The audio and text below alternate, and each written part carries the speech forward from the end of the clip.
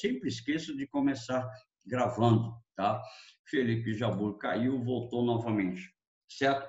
Então, nós temos que salientar essa abordagem. Eu começo e os outros continuam. Diz assim, é preciso deixar clara a relação entre a ciência e a filosofia, pontuando suas semelhanças e diferenças. A ciência pode tentar compreender a natureza física dos objetos da natureza e sua conduta. No entanto, não pode conhecer a origem de tais objetos. Isto porque a origem de todo o universo é anterior às leis físicas. E essa discussão da origem primeira do universo não é a sua alçada, mesmo com a teoria do Big Bang e o que havia antes. Ou seja, a ciência ela não tem a preocupação de buscar entender a origem do universo, a origem do mundo e tudo mais. A preocupação da ciência é a comprovação dos dados. Então, agora eu peço para a nossa colega Sofia Plinta, que está entrando em nossa aula. Leia o segundo parágrafo, por favor. Da página 55? Isso, minha querida. Tá. Do texto, daquele texto, O Mistério das Coisas? Como? Ela quer saber se é o poema ou é o texto. Portanto, apenas a filosofia lá embaixo, no final da página 55. Ah, tá. Achei. Ok? Portanto, apenas a filosofia e a religião possuem a metodologia adequada para tratar desse assunto. Em outras palavras, é importante lembrar que as ciências em geral, a física em particular e também a matemática, a geometria e a lógica, estudam fenômenos físicos.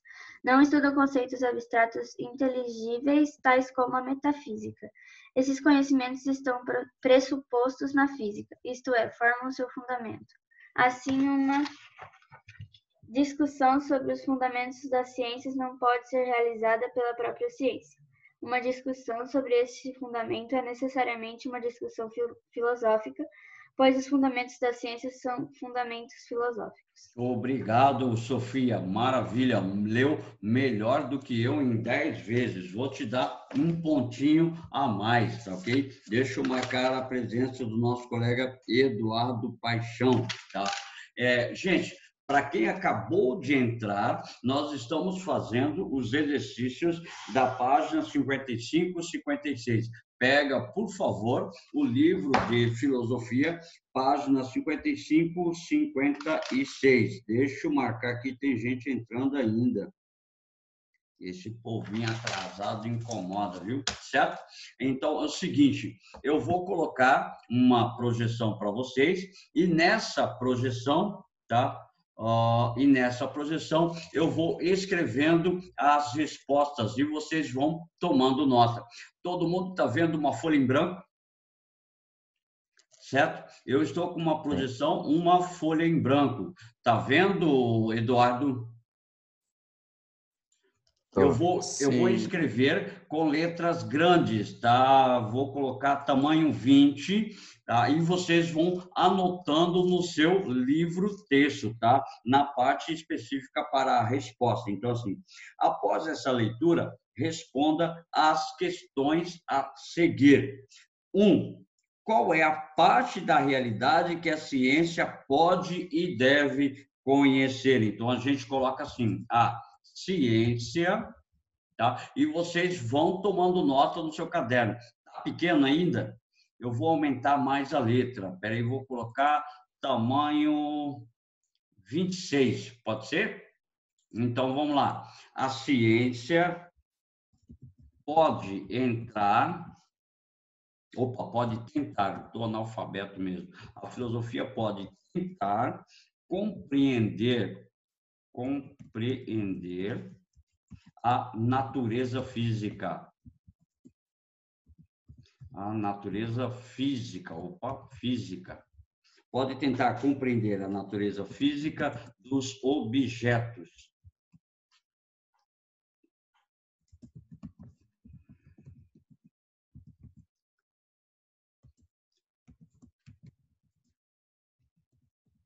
Portanto, a resposta do exercício número 1 está na projeção. A ciência pode tentar compreender a natureza física dos objetos e a sua conduta, certo? Então, nós temos a resposta. Vou aumentar um pouquinho mais a letra, tá? Vou colocar o tamanho 30. Talvez seja mais visível. Tá? Então, exercício número 1. Vamos melhorar a nossa abordagem. Exercício número 1. Vamos colocar assim, resposta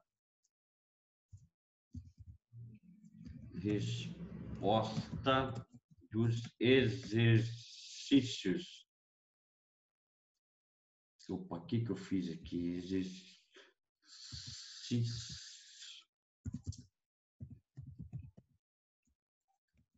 Ronei. Oi. Qual que é a página? Vou colocar aqui, é a página 55 e 56, tá? Já era para tá respondendo. Então, respostas maiúsculas, eu sou meio analfabeto nisso aqui. Respostas dos exercícios das páginas 55, 56. Eu coloquei /6, eu vou colocar o 5 aqui para ficar sabendo. Então, 55, 56.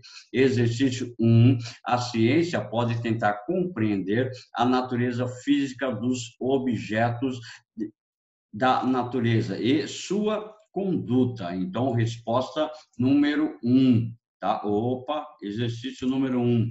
Exercício número 2. Qual é a parte da realidade?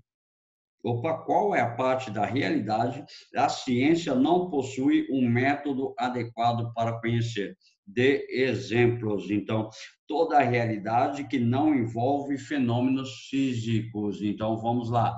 Toda a realidade que não envolve fenômenos físicos. Tá? Então, aquilo que a ciência não possui um método adequado, ou seja, é aquela toda a realidade que não envolve fenômenos físicos. Perde alguns exemplos. Então, vamos colocar assim, por exemplo. Aí a gente põe uma vírgula, coloca assim, o que havia antes do universo? O que havia antes do universo maiúsculo, universo físico, certo? Então, estes são os elementos acerca daquilo que a ciência não pode estar respondendo na sua realidade ou não possui um método para responder. Então, exercício 1, a ciência pode tentar compreender a natureza física dos objetos da natureza e sua conduta. Exercício 2. A pergunta assim, qual é a parte da realidade a ciência não possui um método adequado? Toda a realidade que não envolve fenômenos físicos. Por exemplo, o que havia antes do universo?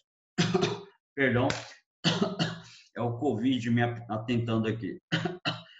Ou seja, a indagação, o que havia antes do universo, é uma preocupação da filosofia e não propriamente da ciência. Então, analisar o que havia antes do universo é uma função da filosofia, certo? Então, exercício 1 está na projeção, exercício 2 e resposta está na projeção. Eu posso passar para o exercício 3? Eu vou esconder só o exercício 1, ok? Só o exercício 1. O exercício 2 eu vou deixar para quem está ainda tomando nota. Exercício 3 diz assim, por que uma discussão sobre o fundamento da ciência não é uma discussão científica, ok? Diz assim, porque os fundamentos da ciência não são físicos. Então, vamos colocar assim, porque os fundamentos da ciência não são físicos. Porque os fundamentos da ciência não são físicos. Os fundamentos da ciência, os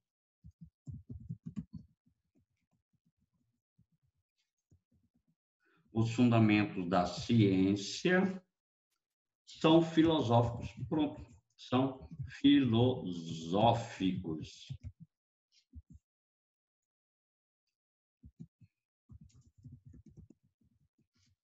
E, portanto,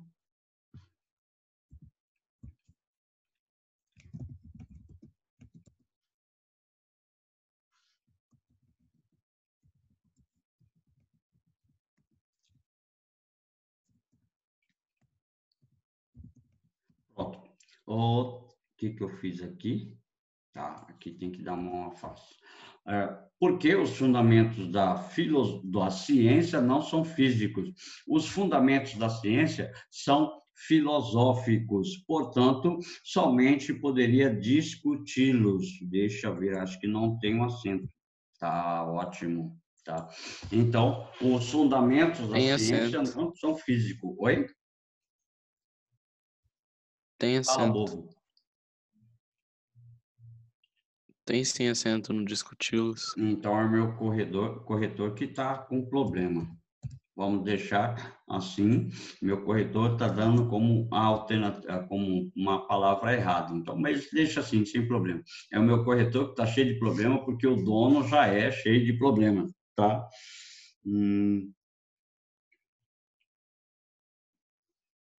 Exercício 2, toda a realidade não envolve fenômenos físicos. Por exemplo, o que havia antes do universo físico. Exercício 3, porque os fundamentos da ciência não são físicos, os fundamentos da ciência são filosóficos, portanto, não poderia discutir os próprios fundamentos da ciência, certo? Exercício número 3, vou deixar aqui para a gente fazer o próximo exercício, certo? Exercício 3, porque os fundamentos, deixa eu aumentar aqui, tá? Porque os fundamentos da ciência não são físicos, deixa eu abrir a tela. Tentando melhorar, ótimo. Os fundamentos da ciência não são físicos, os fundamentos da ciência são filosóficos e, portanto, somente poderia discuti-los, certo?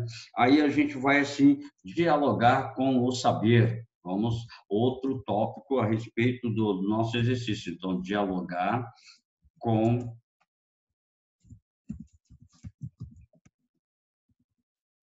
o saber. Todos já anotaram a resposta do exercício número 3? Então, eu vou passar adiante, dialogar com o saber, exercício número 1, tá? Exercício número 1, diz assim, para adquirir o conhecimento, devemos refletir sobre o assunto ou fazer as experiências? Justifique. Então, vamos colocar assim, ambas ações são importantes, vírgula, pois para poder chegar a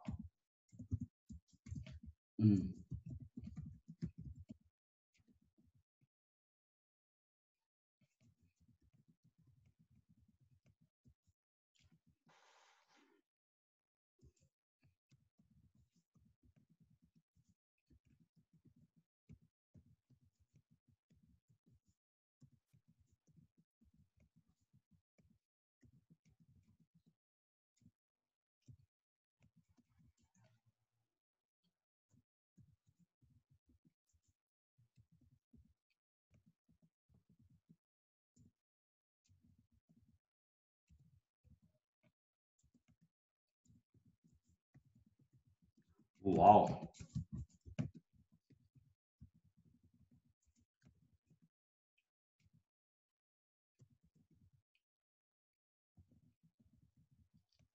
Então, temos aqui a nossa resposta para a pergunta número 1, que diz assim: para adquirir conhecimento, devemos refletir sobre um assunto ou fazer experiências. Assim, ambas ações são importantes, pois para poder, perdão, faltou um R aqui, para poder chegar a um conhecimento, precisamos de uma breve reflexão sobre os temas abordados e, por consequência, tem vírgula, tá? E, por consequência, vírgula, é importante a realização de experiências. Então, para poder eliminar de vez qualquer possibilidade, eu preciso refletir sobre um assunto e também realizar as minhas experiências. Portanto, quando você vai analisar um pressuposto ou um elemento científico, primeiro você cria uma abordagem, primeiro você cria uma teoria e depois você chega a estabelecer o conhecimento acerca da sua abordagem através da experiência. Então, por isso, ambas são importantes, tanto a reflexão quanto a experiência, certo? Eu vou passar adiante. Nossa, essa resposta ficou gigantesca. Passar adiante. Exercício 2. Exercício 2, da página 56. Podemos questionar a validade de uma lei da natureza, tá? Assim, colocar as leis da natureza.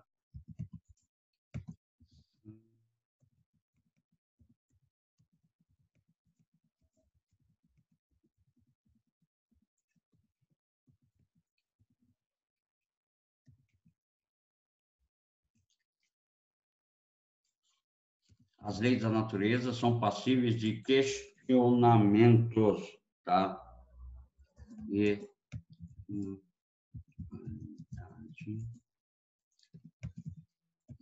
tá.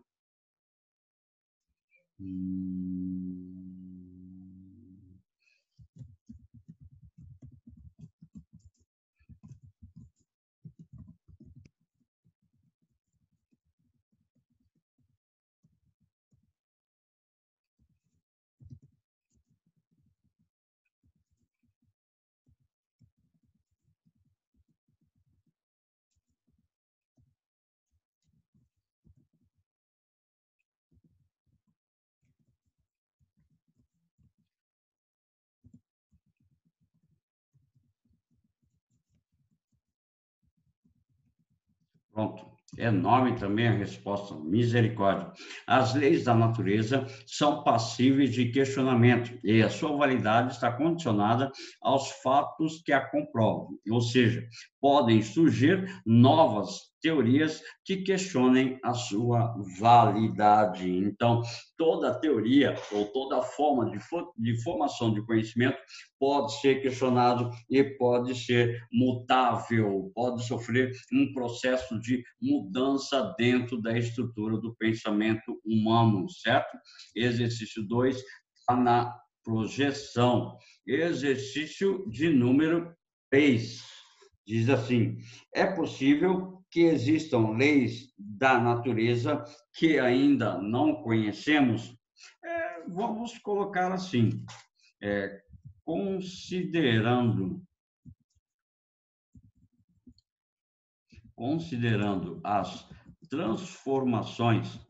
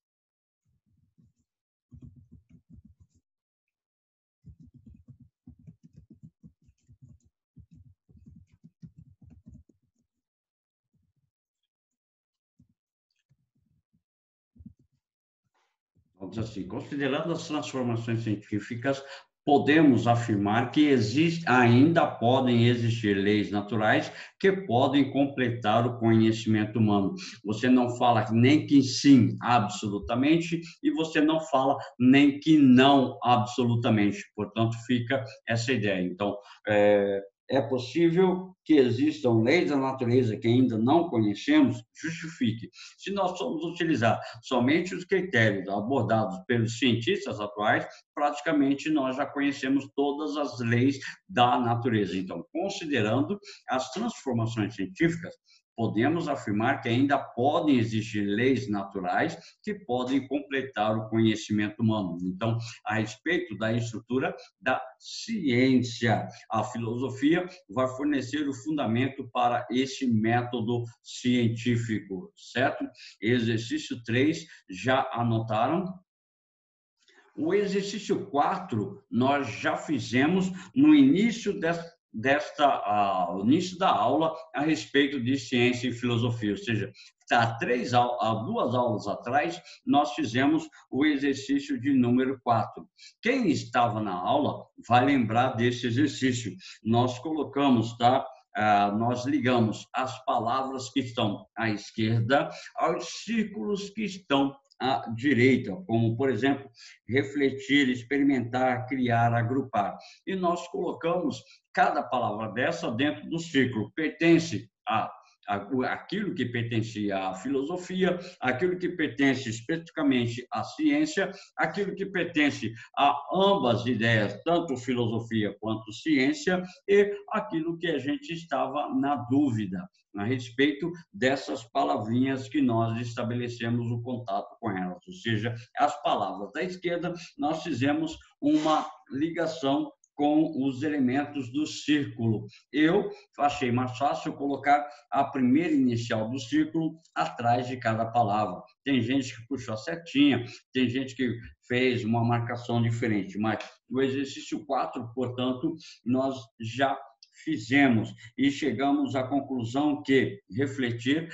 é uma situação de ambas, experimentar da ciência, criar a ciência, agrupar ambas e a dúvida, tá? Sugerir filosofia, repensar a questão de ambas, questionar a questão de ambas, categorizar a ciência, definir a filosofia, explicar ambas, documentar a ciência, analisar a ciência, concluir eu coloquei ambas aqui, eu acho que tá. E corrigir a questão a respeito da ciência. E nós tivemos uma marcação direta a respeito desses exercícios. Só que agora nós precisamos fazer o exercício 5. Eu estou passando aqui, acreditando que vocês já anotaram. Então, exercício 5. Responda as questões justificando-as, ou seja, não é aquela ideia que nós vamos colocar assim, sim, não, talvez. Nós temos que criar uma justificativa. No meu livro-texto não tem justificativa, não tem nenhuma relação com a ação direta da resposta. Então, tá aqui, a gente coloca assim, ser objetivo. Responder a uma questão com o menor número de palavras possíveis. Então, exercício 5, a gente coloca a letra A. Responder a uma questão. Ser objetivo, responder uma questão com o menor número de palavras possíveis. Ser objetivo, assim, corresponde a responder com uma maior habilidade, com uma maior habilidade e conhecimento sobre o assunto e não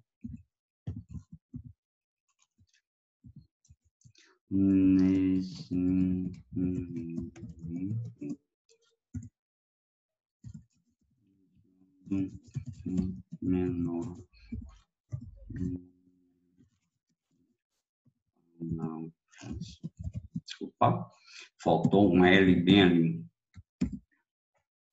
Então, é o seguinte, para a gente poder responder o exercício 5, letra A. Ser objetivo corresponde a responder com uma maior habilidade e conhecimento sobre o assunto, e não necessariamente usando menor número de palavras. Então, como, por exemplo, essa resposta, a gente poderia ter respondido assim, não. Isso não significa ser objetivo, certo? Então, ser objetivo é você responder com habilidade e conhecimento a uma pergunta ou a uma questão, certo? Exercício número 5, letra B. Ser objetivo é responder a uma questão de modo que o assunto se encerre? Não.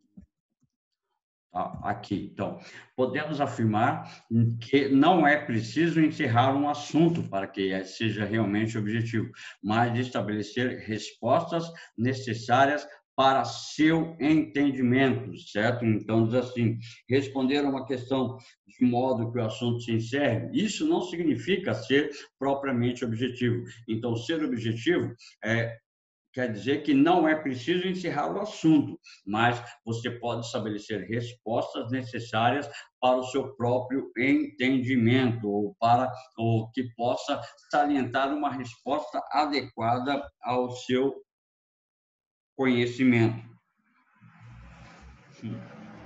Ser objetivo é responder a uma questão de modo maduro. Deixa eu passar aqui. Tá? Eu vou esconder a questão de número 5, a resposta da 5, certo? Ou da letra A. Escondi a resposta da letra A. Vamos para a letra C. A letra C diz assim: ser objetivo é responder a uma questão de modo maduro. Diz assim, responder. Opa! Faltou um S. Responder de modo maduro, não se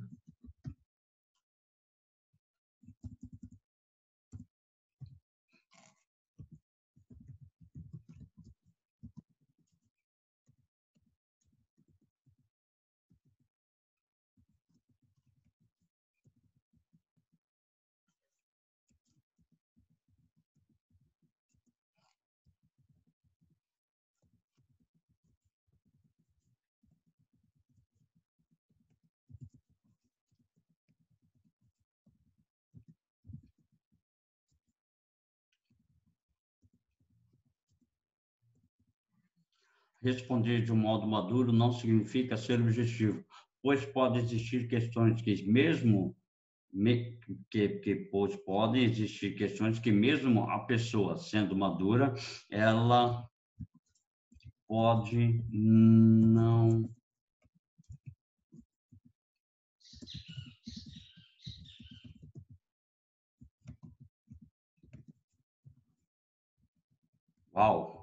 pronto. As respostas eu quero deixar pequenas, mas elas já ficam gigantescas.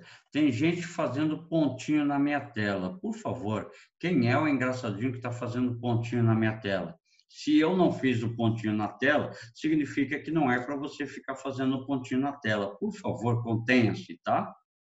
Então, responder de modo maduro não significa ser objetivo, pois pode existir questões que, mesmo a pessoa sendo madura, ela pode não possuir o conhecimento sobre o assunto. Traduzindo, tá? A pessoa, ela necessariamente, ela não responde objetivamente, tá? a questão, porque ela não tem o conhecimento, independente se ela é jovem, independente se ela é uma pessoa madura. Letra D, exercício 5. Responder, ser objetivo é responder uma questão observando o maior número possível de pontos de vistas. Eu vou esconder a questão a letra C, ok? Eu vou passar a letra C. Letra D. Ela diz assim, não...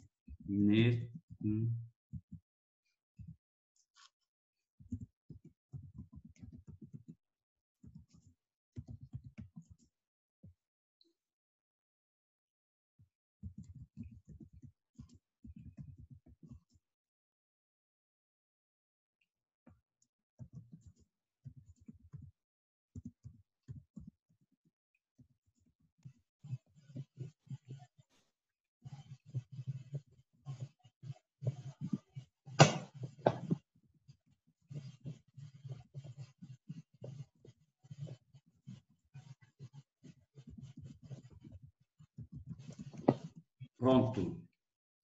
Então, a letra D, assim, não necessariamente, pois quanto maior é o número de pontos de vista, menor é a objetividade. Então, dentro da resposta da letra D, tá? Então, exercício número 5, letra D, tá? Pontos de vista, não vistas, por favor, tira o S daí, porque eu coloquei erroneamente, certo? Então, para a nossa aula de hoje, nós vimos os exercícios da página 55, 56 e 57, ok? Então, essa lista de respostas eu vou deixar disponível também no SysFrame. Talvez hoje eu já deixe disponível no SysFrame, tá? As respostas que nós acabamos de fazer e... Professor. Oi, deixa eu voltar lá. Isso aí, obrigado. Letra A, B, C, letra D. Ok? Então, eu vou deixar disponível lá no SysFrame online e também no SysFrame para quem não conseguiu acompanhar a nossa aula, para quem ficou para trás, certo? Então, letra D, não necessariamente, pois quanto maior é o número de pontos de vista, menor é a objetividade. Então, a gente encerra aqui a nossa aula, certo? Fechei a projeção.